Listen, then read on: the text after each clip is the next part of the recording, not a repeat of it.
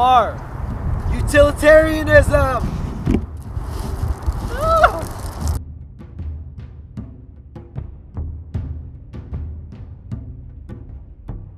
What constitutes moral worth?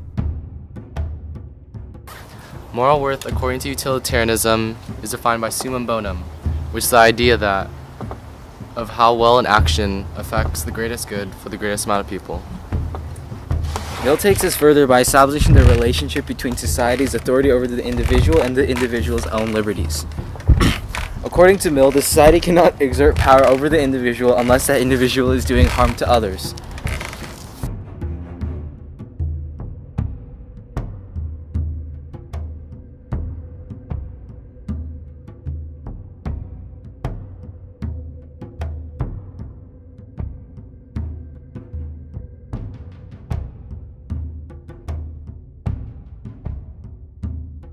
Unlike Bentham, Mill believes that you can actually measure the moral worth of an action.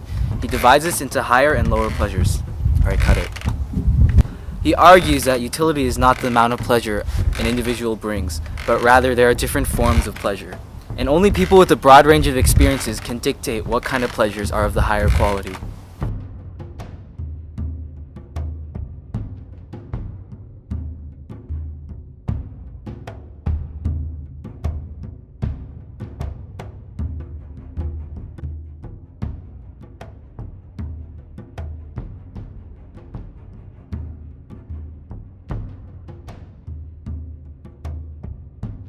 Bentham takes into account man's innate desire of the maximization of pleasure and the minimization of pain.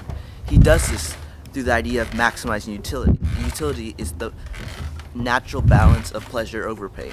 And he asserts that the highest principle of morality is that which benefits the overall happiness of man, and the overall happiness of man is defined by an action which balances pleasure over pain. Is morality subject to change within a person? Utilitarians believe that the consequence actions have on society define the morality of that action, and since society is subject to change, that means the morality of that action is also subject to change, which means morality is subject to change. How does intent and/or consequence of individual actions affect morality? Utilitarians put a moral worth on the consequence of an action and not its intent. The intent of an action is merely an individual construct and thus is not experienced by society. Utilitarians are solely consequentialists.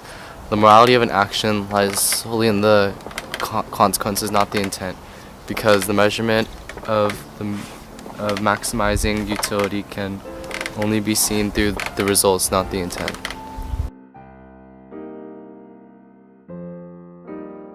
A graph consists of two axes, the x and the y.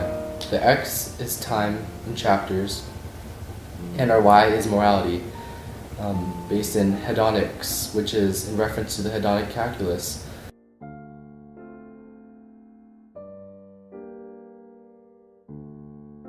Which is the idea that that actions can be measured in how much pleasure or pain they produce. The lowest point on our graph is -10.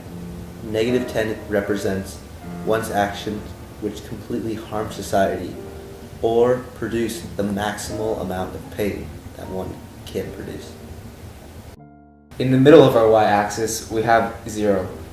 0 means that our character is neither contributing anything to society nor harming society. So in our graph, 10 is the highest level of morality, which means that the character is producing the most amount of pleasure for the society and is not harming them in any way. We start off Hester as a 3. Her sinful actions motivate the rest of society not to sin, so she serves as an anti-role model. But more importantly, Hester's punishment makes the rest of society feel better about themselves, because they have rooted out of sin and believe they are right in doing so. Technically, Hester has indeed harmed an individual in society, which is himself. Thus, in accordance to Mill's harm principle, the society is justified to exert power over Hester's individual liberties because she has harmed society. This benefit that Hester gives is a lower pleasure. In chapter 2, we see the woman ridiculing Hester. What do we talk of marks and brands, whether on the bodice of her gown or the flesh of her forehead? This woman has brought shame upon us all, and ought to die. You see that they feel better about themselves through the suffering and public punishment of Hester. Thus, it is a lower pleasure. Alright, cut out that last sentence.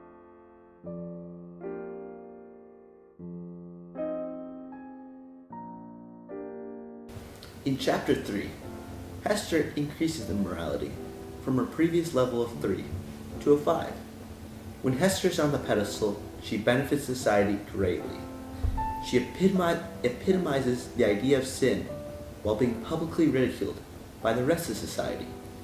By standing in front of society, amidst the idea that sin is attached to her every move, Hawthorne serves to portray Hester as an anti-role model.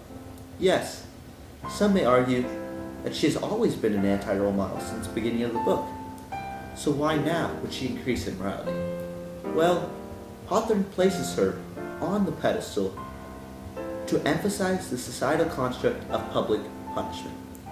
Hester is no longer sitting alone in a jail cell, but now she stands in front of society with everyone to view her. At this moment, Hester is justifying the morality of society by serving to condemn the sin that she portrays.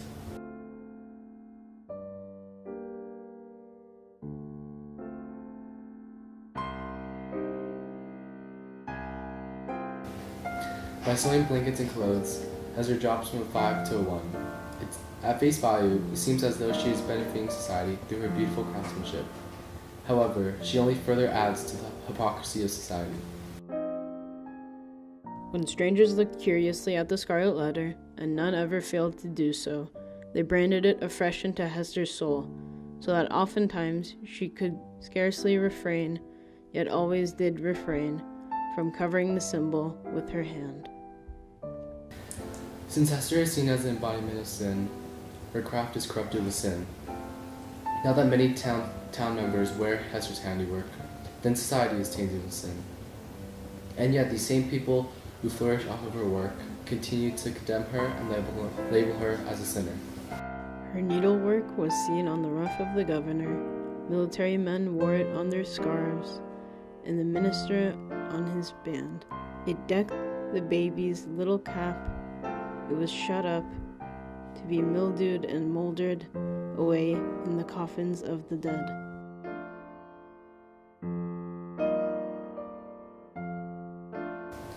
Hester drops to a 1, not a 0, because even though she serves to add to the hypocrisy of society, she still crafts pieces which help beautify society and satisfy the vain desires of the community, including the government, the military, and the church.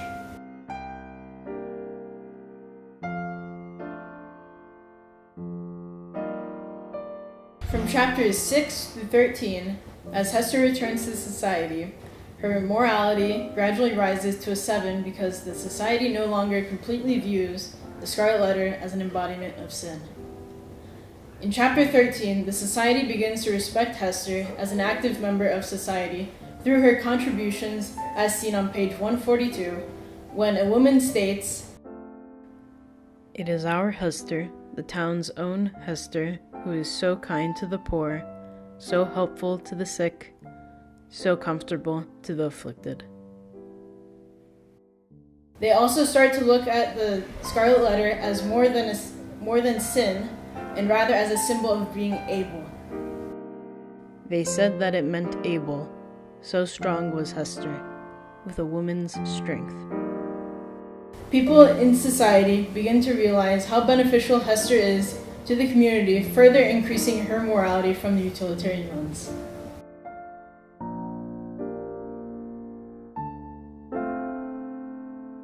Throughout the entirety of the book, Hester's Scarlet Letter defined her. This continues in chapter 24, but the symbolism of the Scarlet Letter changes. After the death of Dimmesdale, Hester leaves the society and later returns, This time, the scarlet letter is no longer signified by shame, but rather it became a type of something to be sorrowed over and looked upon with awe, as seen on page 227. Hester no longer serves as this example of immorality for the society, but rather she had been so consumed in her love for Dimmesdale that when he died, she became selfless. And as Hester Prynne had no selfish ends, or lived in any measure of her own profit and enjoyment, She became a counselor for those in sorrow and grief just like her. people brought all their sorrows and perplexities and besought her counsel, as one who had herself gone through a mighty trouble. She also gave them hope that one day the society will change. With this selflessness, we raised Hester to a 10.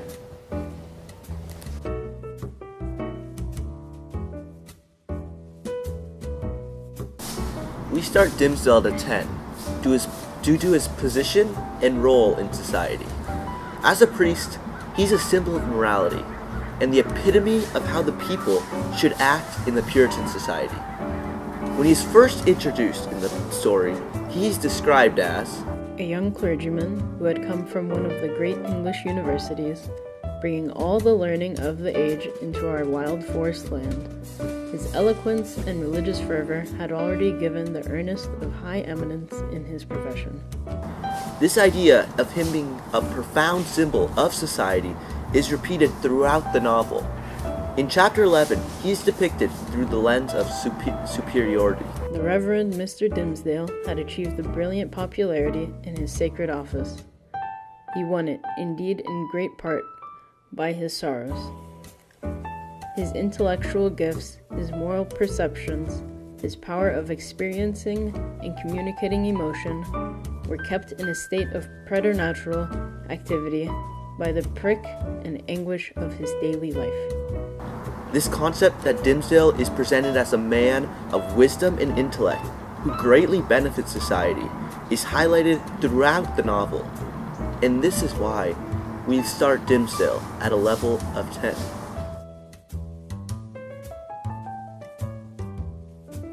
Dimmesdale drops to a 6 from a 10 after his balcony speech in chapter 3. His public persuasion turns Hester into a living sermon which serves to encourage the townspeople not to sin. It also reinforces the conformity in the Puritan society. Conformity prohibits individuality, and according to Mill, this takes away the civil liberties of the individual and gives unlawful power to the society, and thus we lower Dimmesdale. Furthermore, his speech results in a lower pleasure to the townspeople. By indicting Hester, the townspeople feel better about themselves, seeing themselves as morally superior to Hester, or as better Christians. However, his position as a minister keeps him at a 6 because he is still promoting and representing the morals of Puritan society. He urges Hester to turn away from sin and to seek salvation by speaking out.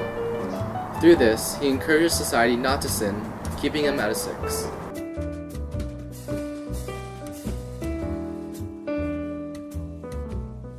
In chapters 4 through 22, Dimmesdale remains at a 10 in morality. At this point in the book, Dimmesdale is giving better sermons and does not harm society. He personally is still fighting with the guilt he has, yet the public is not affected by his personal problems. By understanding sin, he's able to assist society by having more helpful sermons that are benefiting their future. He is promoting the idea of not committing sin so that they don't become ridiculed by the rest of their peers and that they live moral lives. Additionally, his influence and position as a minister of the Puritan society is still maintained. He is still regarded as a respectable man, as well as the epitome of morality in his society.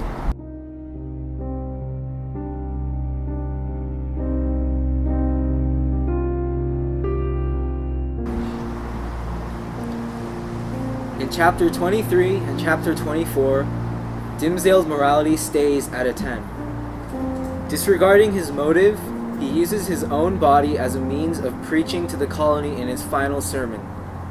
We see this as the highest possible act of morality and self-sacrifice Dimmesdale could have done for the society. He trashes his own reputation as a righteous man when he reveals his sin with Hester, hoping that it would spark change in the way the Puritans see sin. Though not immediate, his cathartic sermon does indeed give hope for change in the society. This hope is the highest pleasure and benefit that Dimsdale has to contribute to the society.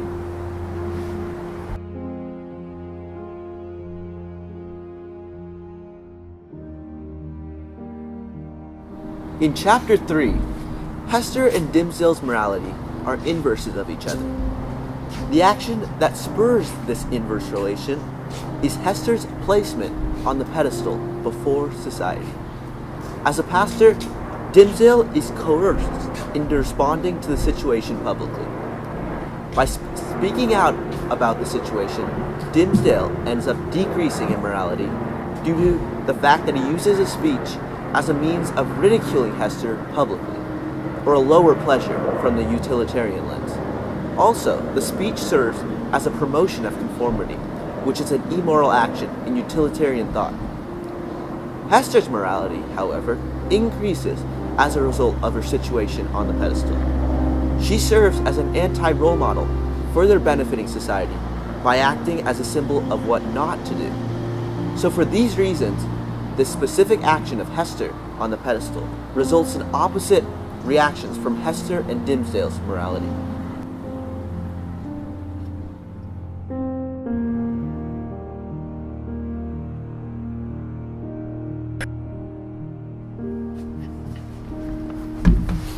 Hi, I'm Hester. At the end of the Scarlet letter, I am a 10. I was so consumed in my love for Dimsdale that when he died, I had nothing to live for. Instead, I devoted the rest of my days being a counselor for those who were in sorrow and pain like me. Thus, I became selfless and devoted myself to the community.